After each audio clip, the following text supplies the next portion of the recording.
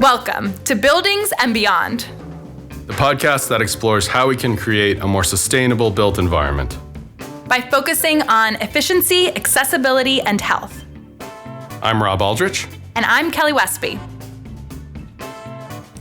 Sarah Nugent helps architects, owners, developers, and building management staff implement healthy, sustainable, and high-performance building strategies on their new construction projects. She has experience with LEED, WELL, and Fitwel rating systems, all of which we reference throughout our discussion today. She works on projects from high-rise residential to commercial offices, as well as various other space types, including firehouses and museums. Sarah and I have spoken a few times over the past 18 months about how we make sure that the discussion about health in buildings includes, but is not limited to, viral transmission. As we increase office presence this summer and into the fall, can we encourage everyone to think about health holistically? So in this episode, we get into a broad overview of healthy building concepts and the programs that promote them. To start out, Sarah lays the groundwork for what these elements are. So when you take a step back for all of the different kind of toolkits within healthy building certifications, that's, my background is in certification programs, be it LEED, WELL, Fitwel, all of these different rating systems, they all kind of focus on kind of their foundations of healthy building, right? That's also part of public health schools guidelines. The Harvard School of Public Health, for example, has 9 foundations of healthy buildings. Air quality and ventilation, kind of, again, main foundations, main backbones. Thermal health, moisture, dust and pest, safety and security, water quality, noise, and lighting and views. If you already feel overwhelmed, it's okay. You're not alone. Sarah highlighted some of the ways the industry has progressed over the last few years. In the beginning of LEED version 4, people were really nervous about how the material category was changing. You might remember that. Yeah. Where all of the building product disclosure and optimization credits, instead of you looking at recycled content, they looked at these disclosure credits. And we were really nervous about them. We just didn't really we didn't know the market wasn't there yet. We just really weren't sure. And now looking back, those credits, like those related to disclosures, which can be both environmental disclosures or health disclosures, it's ubiquitous. It's if you aren't disclosing, you're not on par with your competitors. Yeah. Interesting. In terms of the materials. In terms of the material disclosures. Exactly. Right. So say, for example, Sherwin-Williams has every paint has disclosures, every single paint in their entire line. Right. And so it's mainstream manufacturers that are doing these things that we just didn't know if they would catch up, and they really have. And so that's, looking back, we were very nervous in the beginning of LEED version 4 because it was just such a wholesale change. And that's actually been something that all of our projects succeed in just by, being a little thoughtful, of course, like during specification period, but all of, and I think that really is the mainstream coming into our sector, right? Disclosures and like transparency of information. Exactly. Around. People want to know what's going in their building. They want, I do think some of that has to do, you might remember a few years ago when there was that rumor about Chinese created gypsum board that had formaldehyde in it, right? Mm-hmm. And I do think that there was a big shift in the manufacturer's perspective because of that. I really do. Yeah. And, of course, the global pandemic. Sarah and I talked about the questions that have been on the general population's mind and in your local news stories, like the air changes per hour in an MTA train car. The general population now has a vocabulary around ventilation and filtration and MERV 13, and can at least ask about the indoor air quality in their children's schools or in their offices. And this knowledge is making a difference. So I had recently saw a statistic that Fitwel's increase in registrations was like over 200% in the past 12 months. Yeah, they've really skyrocketed in terms of their interest in people out registering projects, which is excellent. And again, the Center for Active Design oversees the Fitwel program, but it was created with the GSA and the CDC. And of course, all of these programs are responding directly to this heightened awareness. All of these major programs, Leadwell and Fitwel, created response programs to COVID. So they all came out with ways in which buildings could react, because at the time there wasn't really great federal guidance. So they said, these are the strategies, like the 20 strategies we would recommend that you implement. And that you might have seen the Lady Gaga advertisements for the well-built health safety rating. Yeah, so that's that program. So for reentry, going back into the building, saying that you've been third-party verified that your building, implemented these strategies. So what we're asking the audience today and the industry is to consider, how can we build on this momentum, the pull of early adopters and the increased knowledge of the general public to take a holistic approach to building health? Sarah explains what this would look like in an ideal world. So my like pie in the sky perfect project would be when we, it's concept design or schematic design, bring us on as early as possible. And we talk about all these different health metrics, or all these different, alongside the environmental and energy sustainability metrics, right? That's my absolute, that would be like the perfect little cherry project, right? Because they shouldn't be afterthoughts, because it shouldn't be when the building is getting turned over that you start thinking about how to implement these strategies, right? It should be when you are kicking off your project. How are the people who are using this building going to feel, right? How are they actually going to be experiencing the building?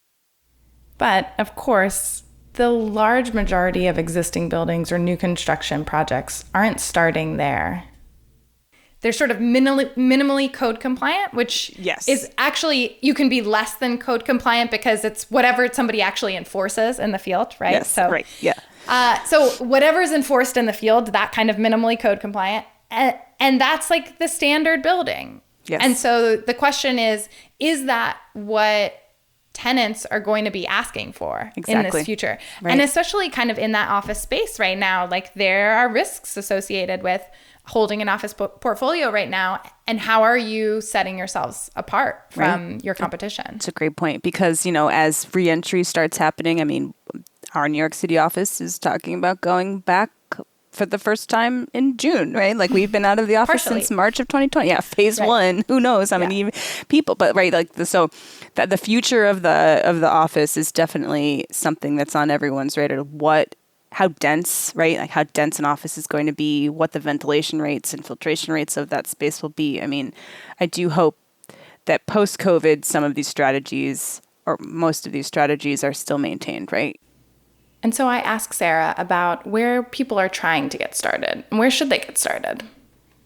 People are often looking for a checklist, right? And in some ways we've talked about, we've talked about before, people try to look for an equity checklist and then they're like, okay, I did the equity checklist, so now I'm equitable. And then they put that aside and then they go on with their lives, which is not really working. And nor the point of those checklists, right? Yeah.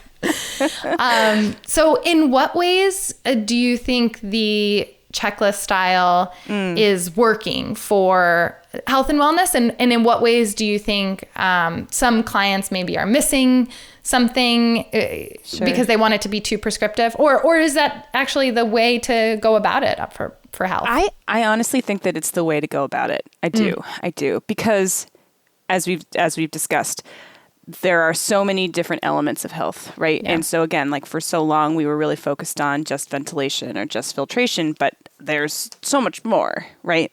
But I think it can be overwhelming. Similarly with when LEAD was first created, right? Like it was overwhelming. People didn't really know where to begin. So the checklist allows, or these checklist-based programs allow you to at least start somewhere, right? Doesn't matter exactly where, but at least you're getting your feet wet. So that's how I see it. And again, like you would never need to get certified, but it allows you to say, okay, well, what are we even doing? What are we actually even implementing in our building? We don't necessarily need to go through the whole process, but are we even responding to this topic, of safety and security? Like, what are we doing for an emergency situation, right? Right. Or do we even have a Legionnaire's plan? for our water systems. They might not, right? So that's a precondition for the well program, is to have a Legionnaires safety plan.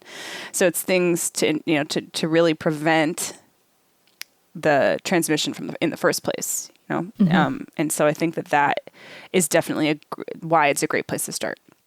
Yeah, that's a good point. Not everybody has 30 years to do the research themselves. Yeah, exactly. And, and like, so say like LEED too, like they lean on ASHRAE and they lean on the EPA and all of these other organizations. Other organizations and institutions to do the research, and you cull from those institutions, right? And then it's just a toolkit in your toolbox. That's how I think of all of the systems. Yeah. That's great. So you've referenced all of them in this, but give us kind of the basic overview, kind of each one. Sure. Why you might push a client in one direction versus another, or any other things you think people should consider. Yeah. So again, with the background of LEED for new construction, commercial in mind, not residential or anything like that. So I would still say that LEED is the best way to start your foray into any of this, because it does touch upon all of them in at least an introductory way, and then you can get deeper, right? So you can still have the sustainability aspects with energy and water reduction and things of that nature, transportation, while ensuring that your ventilation is designed correctly, you have the right filtration, and you're, if you were to pursue the low emitting material categories, then you would be able to, have that healthier aspect, right? To not bring in potential carcinogenic materials. So that's, just any LEED program will still have all of those parameters. With the Fitwel program, I would say, because it is federally created, because it's connected with the CDC, it is a great way for people who are really interested in health, but might not have the upfront capital to install a lot of more technically or technologically connected items. So, just like the barrier to entry of Fitwel, I would say, is lower. It still has many, again, these 12, there's different versions of Fitwel based on, your building typology, or are you a community, things of that nature. So there's still 12 categories related to health based on these 7 health impact categories. So you're still getting a good holistic view of health. But I would say, in terms of implementation, you can use it for a new construction project or an existing project, but I think it was kind of had existing buildings in mind when it was created. You could implement it with policies and procedures, things of that nature, rather than having to overhaul like your air handler or things like that. Yeah. And then I would say the well building standard is pretty technically rigorous in terms of water quality, air quality testing. There's, I want to say, 180 points that you can choose from. There's, they also have, I believe, 12 categories of it's air, water, nourishment, light, movement, thermal comfort, sound, materials, mind, community. So it's a lot, it's very robust. Yeah. And so, but and they're more testing based, right? Correct, you have to actually, it's not enough to make a plan. Correct. Yeah, exactly. It's not just, I said that I did it. Here's my documentation. The GBCI will go in and do the performance testing, or, you have a testing agent go in and do the testing to verify that you actually installed low VOC products, or that your air quality is actually, the PM 2.5s are actually below this specific level, right? Like, they will go in and verify all of that. And that is kind of their proof in the pudding, right? That that's why they, are so strict. But they also just have a lot of features related to monitoring, like having permanent air quality monitors or permanent water quality monitors, other credits related to, having your air handler turn off when your windows are open, things that are more expensive, just it's going to be pricey, but that it's going to be a healthier building if you do implement them. So I would say it's definitely it's a commitment. Yeah. It's an investment. Okay. It's definitely an investment. Yeah. So what do you think, what of the healthy building standards that you think is important is really lagging behind? What do you think people haven't really caught on, or really isn't considered normal construction practice right now that probably should be? Interesting question. That should be. I guess, you know what? Maybe sound. Acoustics. I'm going to say it's acoustics. Yeah. Because there's, all Leadwell, Fitwel, they all have items related to acoustics, but I would say that's not mainstream at all. Yeah. Maybe between units in like the corridor. But like in old buildings, I'm sure we've all lived in an old building, and like the unit above you is, they're bowling or something up there. And so I think that's definitely an afterthought. Yeah. And I know you guys have seen how, or, say the Passive House team, how like triple pane windows, yes, they're great for thermal performance and the envelope performance, but a co-benefit for sure is the acoustical performance of your triple pane window, right? Yeah. And it's interesting because I've seen spaces where they are required to have the higher performance windows because it's over a train or something like that. I had one building that I lived in the city that it was amazing how good the windows worked in terms of sound attenuation. It's wild. Yeah. I was in one of the newer NYU Langone hospital buildings a few years ago, and there was a helipad outside, and they have triple pane windows, and you couldn't hear the helipad at all. Oh, wow. It was really impressive. Yeah. Yeah. Yeah. So I would say that. Yeah. Or nourishment too. I mean, nourishment, but how could that be in a that's not really construction, right? So that would be more of a turnover. Yeah. I would say those two. Yeah. And acoustics is interesting. It came up I went to a couple of years ago, maybe now, but just a commissioning training on acoustical commissioning. So how are we testing spaces to make sure that they're meeting acoustical requirements, especially if you're in a performing arts space or a museum or even a hotel, conference center. Oh, yeah. So I think there are certain scenarios in which we realize it's important, but there are still designs that aren't thought holistically. And that's still based on what the program of that space is, if it's a performance space, right?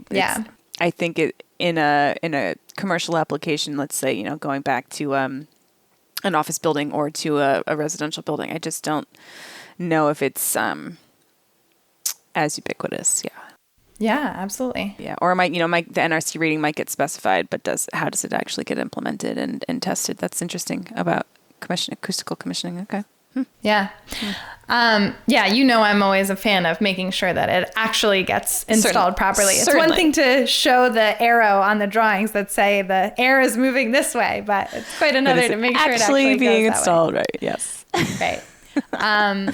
Which is why I definitely like the idea of in terms of making sure that things are getting tested. But of course, it's a risk for people. It's one thing to follow an item and say that I installed this specific thing, but it's another thing to install and hope for the best. Yeah. Right. Yeah. It's exactly. More of a performance based. And acoustical is another topic, another item that gets tested. And that's a great point. Yeah. Yeah. What is the main thing that you want the audience to take away from this discussion?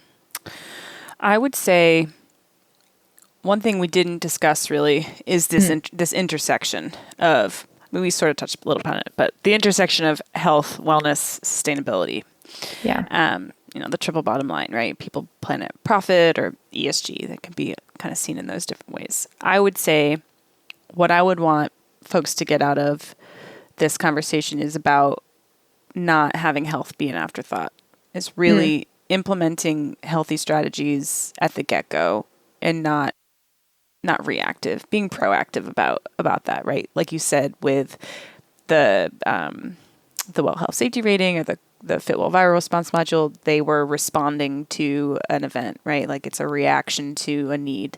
But the need we know is people get sick, right? People are stressed out and people need that mental support.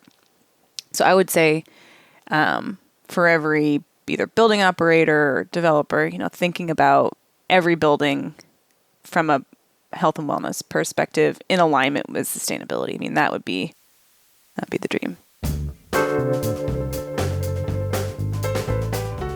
In the episode today, we took a high-level approach to the discussion. So I encourage you to take a look at all of the great content in the show notes at swinter.com/podcasts. For example, Sarah brought up noise as something that might be a lingering behind. But according to Harvard School of Public Health's 9 Foundations of a Healthy Building, which is a curation of prior research, they outline some alarming connections between noise and health. Noise exposure can exacerbate the risk of cardiovascular disease. Noise in a classroom from outdoor sources can impair children's speech, concentration, and reading comprehension. And in a recent survey of 1,200 senior executives and non-executive employees, they found that 53% of employees report that ambient noise reduces their work satisfaction and productivity. And don't forget to check out our other episodes where we dive in deeper on healthy building materials, moisture with Christoph Irwin, kitchen ventilation with Ian Walker, and of course, Maureen Molly's episode, Our Buildings, Our Health. Buildings and Beyond is brought to you by Stephen Winter Associates. We believe our world is not as sustainable, healthy, safe, equitable, or inclusive as it needs to be. We continually strive to develop and implement innovative solutions to improve the built environment. If you want to join us in our mission, please visit swinter.com/careers. We are always looking for new employees. A big shout out to our production team, Jade Alvarez, Dylan Martello, Alex Mirabile, Heather Breslin, and my co-host, Robb Aldridge. We thank you for listening, and we will see you next time.